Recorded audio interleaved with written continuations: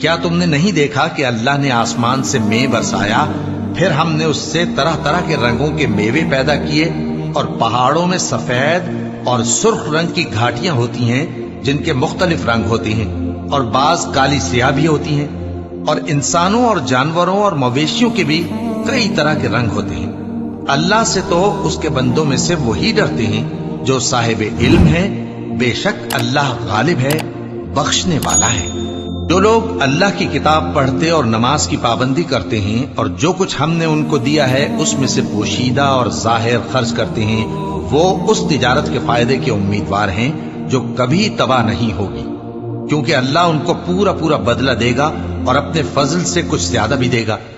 وہ تو بخشنے والا ہے، قدردان ہے۔ اور یہ کتاب جو ہم نے تمہاری طرف بھیجی ہے برحق ہے، اور ان کتابوں کی تصدیق کرتی ہے جو اس سے پہلے کی ہے۔ بے شک اللہ اپنے بندوں سے خبردار ہے اور ان کو دیکھنے والا ہے۔ پھر ہم نے ان لوگوں کو کتاب کا وارث ٹھہرایا جن کو اپنے بندوں میں سے برگزیدہ کیا، تو کچھ تو ان میں سے اپنے آپ پر ظلم کرتے ہیں اور کچھ میانہ رو ہیں، اور کچھ اللہ کے حکم سے نیکیوں میں آگے نکل جانے والے ہیں۔ یہی بڑا فضل ہے۔ ان لوگوں کے لیے ہمیشہ رہنے والی جنتیں ہیں جن میں وہ داخل ہوں گے، وہاں ان کو سونے کے کنگن اور موتی پہنائے جائیں گے اور ان کی پوشاک ریشمی ہوگی۔ وہ کہیں گے کہ اللہ کا شکر ہے جس نے ہم سے رنج و غم دور کیا، بے شک ہمارا پروردگار بخشنے والا ہے، قدردان ہے۔ جس نے ہم کو اپنے فضل سے ہمیشہ کے رہنے کے گھر میں اتارا، یہاں نہ تو ہم کو کوئی تکلیف پہنچے گی اور نہ تکانی ہی ہوگی۔ اور جن لوگوں نے کفر کیا ان کے لیے دوزخ کی آگ ہے، نہ انہیں موت ہی آئے گی کہ مر جائیں، اور نہ دوزخ کا عذاب ہی ان سے ہلکا کیا جائے گا۔ ہم ہر ایک ناشکرے کو ایسا ہی بدلہ دیا کرتے ہیں۔ وہ اس میں چلائیں گے کہ اے پروردگار ہم کو نکال لے، اب ہم نیک عمل کیا کریں گے نہ کہ وہ جو پہلے کرتے تھے۔ کیا ہم نے تم کو اتنی عمر نہیں دی تھی کہ اس میں جو سوچنا چاہتا سوچ لیتا، اور تمہارے پاس ڈرانے والا بھی آیا تھا؟ تو اب مزے چکھو، ظالموں کا کوئی مددگار نہیں۔ بے شک اللہ ہی آسمانوں اور زمین کی پوشیدہ باتوں کا جاننے والا ہے، وہ تو دلوں کے بھیدوں تک سے واقف ہے۔ وہی تو ہے جس نے تم کو زمین میں پہلے لوگوں کا جانشین بنایا، اب جس نے کفر کیا اس کے کفر کا ضرر اسی کو ہے، اور کافروں کے لیے ان کے کفر سے پروردگار کے ہاں ناخوشی ہی بڑھتی ہے، اور کافروں کو ان کا کفر نقصان میں اضافہ ہی کرتا ہے۔ بھلا تم نے اپنے شریکوں کو دیکھا جن کو تم اللہ کے سوا پکارتے ہو؟ مجھے دکھاؤ کہ انہوں نے زمین میں سے کون سی چیز پیدا کی ہے، یا کیا آسمانوں میں ان کی شرکت ہے، یا ہم نے ان کو کوئی کتاب دی ہے جس کی وہ سند رکھتے ہوں؟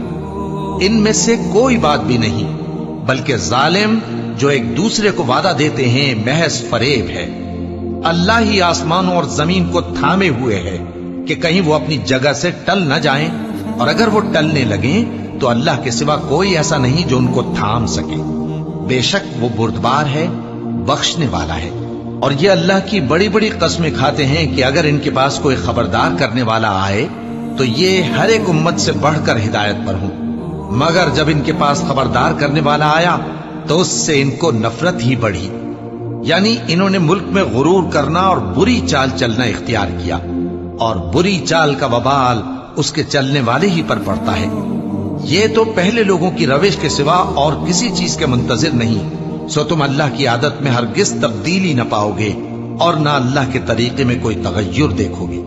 کیا انہوں نے زمین میں سیر نہیں کی تاکہ دیکھتے کہ جو لوگ ان سے پہلے تھے ان کا انجام کیا ہوا، حالانکہ وہ ان سے قوت میں بہت زیادہ تھے؟ اور اللہ ایسا نہیں کہ آسمانوں اور زمین میں کوئی چیز اس کو عاجز کر سکے، وہ علم والا ہے، قدرت والا ہے۔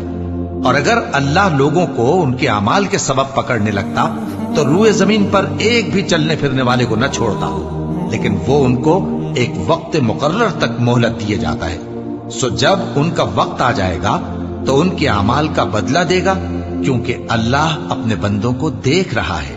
شروع اللہ کا نام لے کر جو بڑا مہربان نہایت رحم والا ہے۔ یاسین، قسم ہے قرآن کی جو حکمت سے بھرا ہوا ہے۔ اے محمد صلی اللہ علیہ وآلہ وسلم، بے شک تم پیغمبروں میں سے ہو، سیدھے رستے پر ہو۔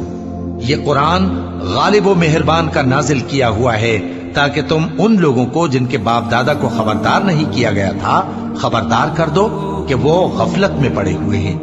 उनमें से अक्सर पर अल्लाह की बात पूरी हो चुकी है, सो वो ईमान नहीं लाएंगे।